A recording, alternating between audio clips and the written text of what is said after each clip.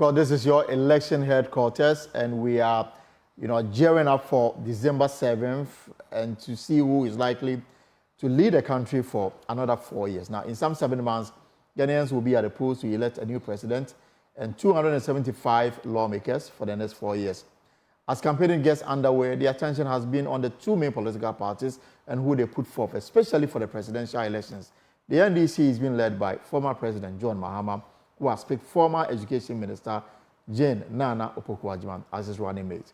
On the part of the MPP, this flag bearer, Dr. Mahamudu Bawumia, is yet to announce his running mate, but there has been intense lobbying for the position. Key amongst those seeking to partner Dr. Bawumia are, of course, the current Energy Minister, Member of Parliament for Manhyia South in the Ashanti region, Dr. Matthew Opoku-Prempeh. Of course, you have the current Education Minister, Member of Parliament for Bosomtwi, also in the Ashanti region, Dr. Yao Osei-Aduchum, and the current Agric Minister, Member of Parliament for Abetifi in the Eastern region, Dr. Brian Champon. So which of these three is better suited to match the Vice President on the ticket? And of course, there are questions about which of them can bring the needed votes to enable the MPP break the 8 as they are seeking to do, and then we'll be able to match boot for boot Professor Jane Opoku-Agyeman. The discussion will assess the strengths and weaknesses of the three front runners. We've been running a poll on our social media to test the popularity of each candidate. So on Facebook, we know the results that we have. On X, about 28,000 and over almost 3,000 people have voted. There are comments that are so interesting. Right now, though, let's assess them from the point of view of an expert. Now, joining us for this conversation, of course, Dr. Eche Sikanku, political analyst and host of America Decides, and author of the book Dr.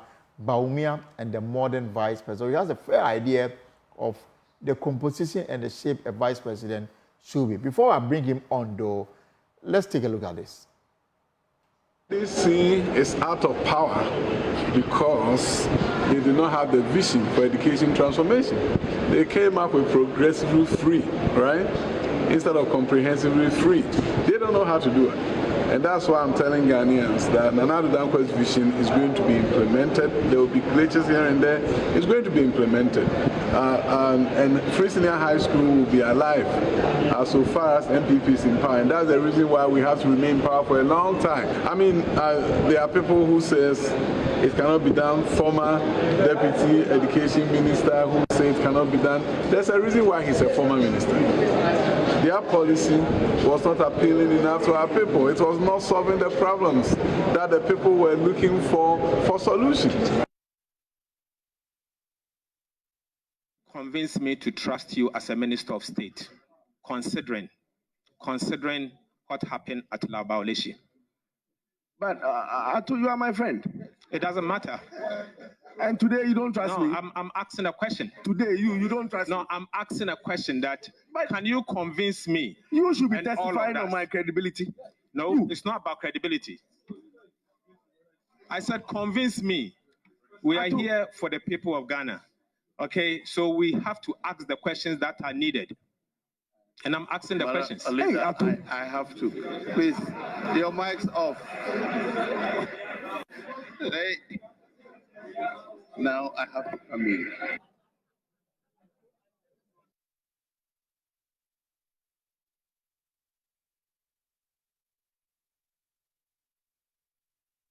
Energy sector, the current power cuts. Some people are saying that you made mention of this. You use this as a campaign against John Mahama, and now we are experiencing a worse situation under President Akufo-Addo. Would it reflect in the 2024 election? Would it be something that people will stand on to vote?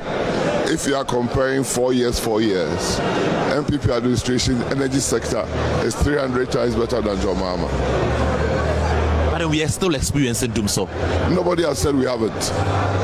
I'm just saying it's far much better than John Mahama ever did. You do admit that there's doom so. That is the word you used. I have never used that word. I've promised you that we are going to work on it, and it's not a work that is a single event, it's a process, and we'll continue to work on it for the energy sector to become better. Have you heard of calls for a timetable? asked those who want it to bring it this country under John Mahama. Did you? I'm asking a question. It was equally worse. It cannot be equally worse. But look, MPP use it as a tool against them. And I'm saying that even if you are talking about that, it was worse under John Mahama than ever now. So those are the three front runners, at least as we have been told. Now, joining me for a discussion is Professor H.C. Kanku, political analyst, host of America Decides, and author of the book Dr. Bawumia and the Modern Vice Presidency in Ghana. Prof, you're welcome. And congratulations on your new role as professor. Thank you, sir. Yeah, I appreciate it. So as we discussed it, we'll have we've done some work on them. We'll bring it up on your screen so that you can look at them. I mean, these are the three gentlemen: Minister for Energy, Dr. Matthew Opoku Prempeh, Member of Parliament for Manhyia South in the Ashanti region; Minister for Education, Dr. Yao Osei-Adichie, Member of Parliament for Bosomtwe, also in the Ashanti region; Minister for Food and Agriculture, Dr. Brian Echampo, Member of Parliament for Abetifi in the Eastern region. And these are the men that, from what we know, Dr. Matthew Opoku Prempeh, before becoming the Energy Minister, was actually the Minister for Education in 2017. He spearheaded the implementation of the Free Senior High School program. And then when the party won power again in 2020, it was moved from the Education Ministry to the Energy Ministry, and now leading Ghana's energy sector. He is from the Ashanti region, Member of Parliament for Manhyia South. He celebrated his 56th birthday yesterday. So happy belated birthday, Dr. Matthew Opoku Prempeh. So this is Napo for you. Election rate 2016, he won the Manhyia South by 86.1%. In 2020, came down slightly by just 2% at 84.7%, but enough to win hands down the Manhyia South constituency of the Ashanti, and that is no surprise because this is a stronghold of the MPP. For the current education minister, he entered government in 2017 and was made deputy education minister. So his boss then was Dr. Matthew Opoku Prempeh. He's a member of Parliament for Bosomtwe, also in the Ashanti region, from the Ashanti region, 60 years of age, and then he's likely to become MP again if he is not selected as running mate to the Dr. Bawumia. So in 2016, he won the Bosomtwe seat by 85.8%. In 2020, 84.8%. In the last parliamentary primaries, he went unopposed, just like Dr. Matthew Opoku Prempeh. And our last person on the block, of course, is the former Minister of State, Ministry of Interior. There he was. And now former Minister of State, Ministry of National Security. He's a current Member of Parliament for Abetifi. He won that seat during a by-election after the death of the Member of Parliament for that area. He's from the Eastern region, currently 51 years of age, embroiled in a controversy regarding the purchase of some hotels belonging to Senate. In 2016, he won the Abetifi seat by 74%, and in 2020 by 72%. So these are individuals, coming from strongholds of the MPP, and they are staking their claim. Let me now bring in Professor into this. You have a book on the making of a modern vice president. Right. So from your analysis, what kind of running mates of a vice president do we require as a country? Yeah, thank you very much. Every political climate has different dynamics. But generally speaking, you want a vice president. You ask yourself, what do you look for when you are choosing a vice president? What are some of the qualities? What do you want to see? Right. The first thing is the national imperative, and that you want somebody who will be able to fill in the shoes of the president when he is away. In as much as this is a political exercise or it's a competition, at the same time there are nationalistic imperatives to it. And so you do want somebody who would be a national leader, who is ready to step into the shoes anytime the president is not around. So the running mate of the vice president should also be presidential enough. He should be presidential enough, right? That's correct. And as they say, he has to clear the presidential bar. You also do want somebody who is knowledgeable enough about the political landscape of the country or the political issues that are going on in the country. because he's going to help the president to govern. Right. And so he has to have a clear grounding in terms of what are the major problems and the major issues going on in the country in order to help the president to govern. So he has to be a partner and not a competitor to the president, a partner to the president. But does the trait of the president or his background, does it influence who partners him? It does to some extent because you want balance. And so if you have a president who has his competencies in one particular area, you do want a VP whose competencies kind of complement the vice president. So there is a certain complementarity dynamic or expectation that comes into the picture when you're looking for the VP. So yes, you're right, there has to be that. You also do need somebody who is competent enough, you know, to be able to play that role. There's also the need for the person to have some form of loyalty to the candidate, because you don't want somebody coming to perform at variance with what you are doing. Or to upstage you, if you like. Exactly. So you do want somebody who will be, play a good supporting role to the president. I asked about the traits and then the background of the president as the running mate of vice complements it. Sure. And I mean, we live in a country where economy is always one of the key issues for our elections. Maybe just a minute or two on the NDC. Right. John Mahama, we know he's not an economist. His background has nothing to do with economics. The running mate also has no background in economics. Right. John Mahama did declare the reason why he selected Professor Jane and the responsibility that he's putting on her head in the event that the NPP is able to, and the NDC is able to win power.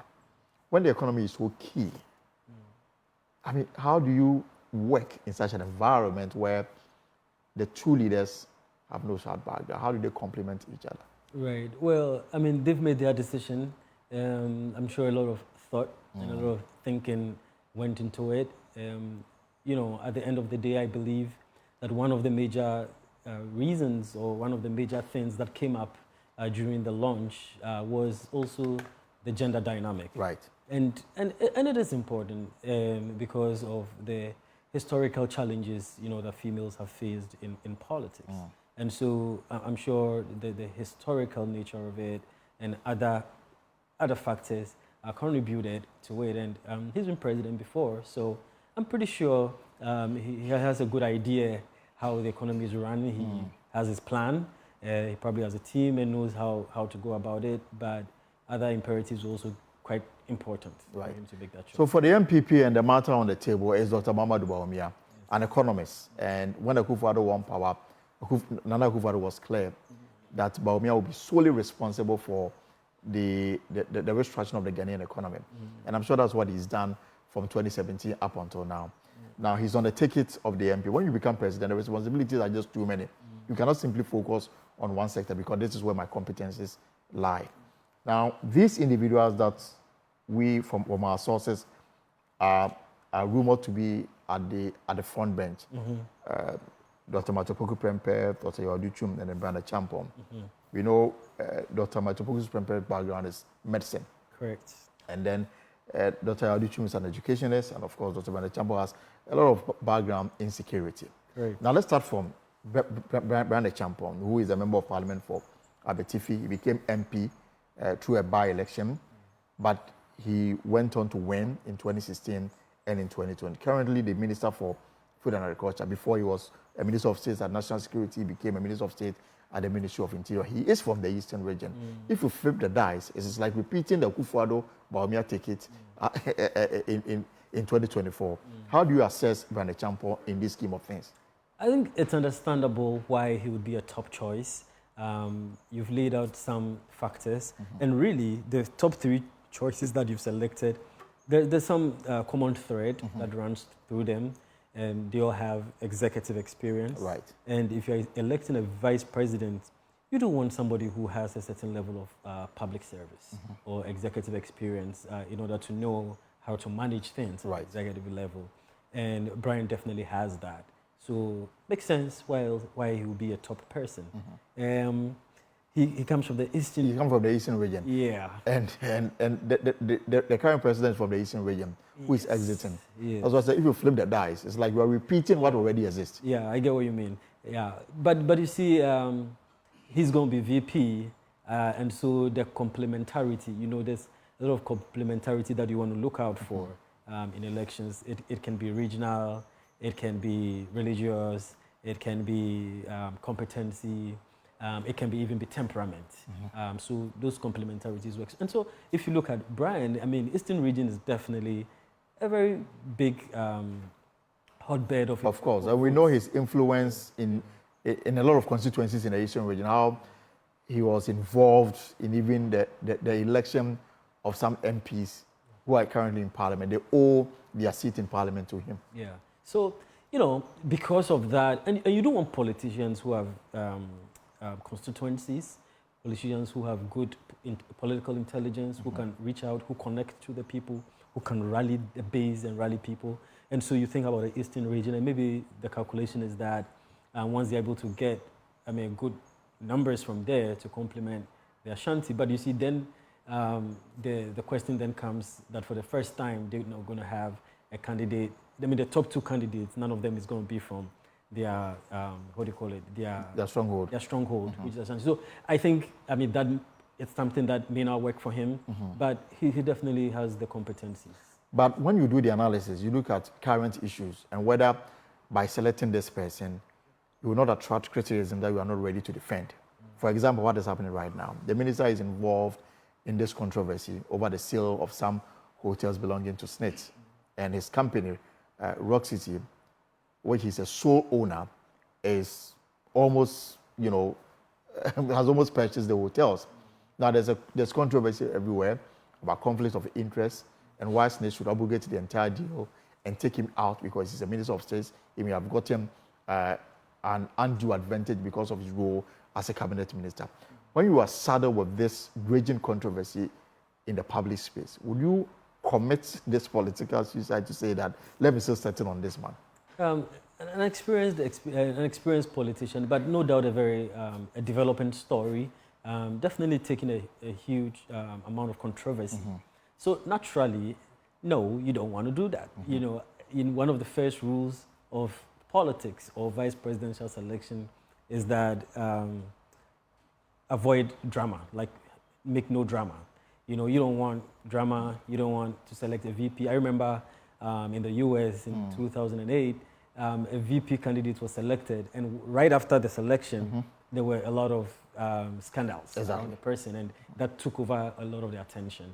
So, yeah, I mean, that might be one thing that could be factored in, the fact that you don't not want to select to do that. A candidate. Yeah, that but also for the personality of the person involved. And if you have this kind of ambition, wouldn't it be right that you stay out of controversy that drag you into the public space and even question your loyalty to the Republic? Yeah, that's what we've just said. That, yeah, the controversy will be a drag. Yeah. All right. And we'll soon share with you the poll that we conducted on X and, of course, on social media. I mean, there you have it. Who do you think will be the best running mate for Dr. Bawumia in the 2024 election? This is on X. So as of now, 2,949 they voted. We still got some few minutes to go before the show end. You can come in with your vote. So this is how it's looking. Dr. Matthew Opoku Prempeh is at 37.7%. Dr. Yaosei Aduchum 40.4%, and of course, Brian Acheampong at 21.9%. As at now, 15 hours left, with 2,949 people who voted so far. I mean, is this? Can you rely on this and say that this is scientific enough to make any judgment call? No, not really. I don't know much about the poll except that it is a poll that is on X or the formerly Twitter. Right. Of course, definitely that cannot be seen as bona fide poll that or survey that satisfies all the requirement in terms of even sample selection. Okay, so yes, I mean, this is definitely not going to cut it for all the requirements. It's probably just something to give an indication of the sort. Yeah, that's about it. So yeah. All right. Now let's talk about the Education Minister, Dr. Yao Odichum. And I mean, his name has been making rounds for so long. And at some point, it was rumored that he was actually the preferred choice. He is also from the Ashanti region, Bosomtwe. He used to head a school in the United States of America. Akufo-Addo, before the 2016 election, went on a campaign tour, met him. He was impressed with the way he was managing a school in the U.S. and decided that he would bring him to come and help his government. He was made deputy to the then Education Minister, Dr. Matthew Opoku-Prempeh. He won the Bosomtwe, won it again. And now the rumor is that he's also, at the front page. How do you assess the weaknesses and strength of Dr. Yao Odichum for this top role? Definitely a top choice. One of the high-flying ministers in this administration, taking the education ministry. He's run with it. He's brought about a lot of innovation to the ministry, especially when it comes to STEM education, built the STEM centers, a lot of forward-thinking ideas for the ministry, lots of energy. He's been very active minister, established himself as a major minister in the administration, established himself as one of the major political figures in the country. And also internationally, he's been invited to several conferences and events, exhibited his competency when it comes to education, and definitely has some forward-thinking ideas when it comes to that sector. Vice presidency, and so no wonder that he's been considered. He also satisfies the regional. Of course, from Bosomtwe, and a very strong constituency as such. Yes, he satisfies it. So, well, I mean, we don't know who the pick is going to be, but I think it's going to be a close shave between the top two choices. Because, yeah, they definitely do fit the bill. So this is what we know, and this is what we've picked. So in terms of Dr. Yao Odichum, remember, he was not involved in frontline politics before the party won power in 2017. Now, for those we have spoken to, the argument they raise against him, and this is coming from people within the party, and I'm wondering how logic this should be, or how overriding this should be a consideration in terms of accepting him or rejecting him. That he only came to the party in 2017. Okay. And that he only came to the party because President Akufo-Addo invited him because of his expertise in the educational sector. And then that's how he eventually went to Bosomtwe to represent them in Parliament. For some, he's seen as foreigner in quotes, because if you want to look at those who've been with the party since 1992, you can count so many of them. He cannot be said to be one of those. Now, they make same argument even for the flag bearer of the party. That in 2008, when he was made a running mate, he didn't even have a party card, as has been said by Kwabena Japan and a number of people for so long. Yet, because of what Akufo-Addo saw in him, he brought him in. So you have a candidate who may not be seen as somebody who's been with the party from the trenches up until now. He met the party along the way and rose to become number one. Why do you bring in somebody who is also seen as somebody who was with us when we were struggling? So like two foreigners at the very top. And that for some will create some discomfort within the base of the party. How do you address this? Yeah, I mean, it's a very interesting analysis. And the word foreign actually, I mean, it sounds a bit weird, especially because they're from the same party. But hey, I mean, I think I get what you mean. I get where you're coming from, but if you look at his contributions within the party and over time and the magnitude of work that has been done, I do think that he has come to establish himself. Yes, Dr. Prempeh does have a long history in Parliament, in politics, compared to him. And so maybe that might be a consideration when that choice is being made. But then the argument against that also people raise is that nobody knew at Tamils until Rawlings brought him in and they won election. Correct. And so that's why I started off from saying that it's kind of a weird dynamic or term to use, because over time he's really established himself. And at the end of the day, politicians make choices for so many reasons. And sometimes you might not have the same long-running history, but it might be something inspirational about you. And he is definitely an inspiring figure when he speaks. something inspirational about you, something appealing, some connection with a particular constituency, whether it's the youth or something that kind of overrides that. You get what I mean? So maybe it's a really top, two choices that any of them could definitely. So this shouldn't be a limitation on the part of Dr. Yahya Adutwum, the fact that he came in 2017. It shouldn't be. It shouldn't be. Except, of course, they make the decision that, well, because just one person can be chosen, they might go in for one or the other. But I really don't think so, because if you look at Dr. Bawumia, he is not definitely what you would call a career politician. He had established himself in the professional world, in the banking and economics, and so before coming into politics. And that did not limit him from coming in to do what he did. Some also say that they appear to have the same character, very calm, very reserved, and you really don't need such characters to, to work. You need one that complements in terms of, one being an extrovert, one being an introvert. I don't know whether that also play a role in politics and selection. Yes. I mean, as to whether they do actually have the same character, well, that's the jury's out there. But yes, the temperament, the character, the demeanor, all of that plays a role, because you do want that complementarity to come in. And so you want that balance. And yes, he's a gentleman, very well-mannered, and all of that. But he also gets things done. Right. Just like Dr. Matthew Opoku Prempeh, he's also a doer. So yeah, and similarity in terms of temperament works both ways. Of course. I mean, it doesn't always have to be a negative. It could also work positively. Right. So this is your election headquarters, brought to you by Petrosol Clean Fuel in full quantity.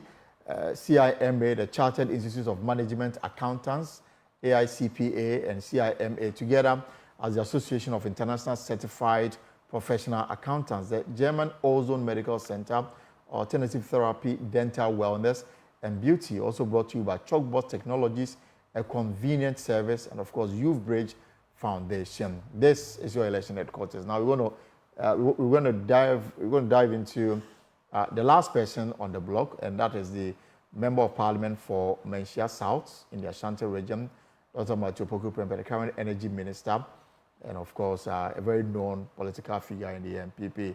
So, Doctor, Napo name has been making rounds for so long. Yeah. And you think that he fit the cuts?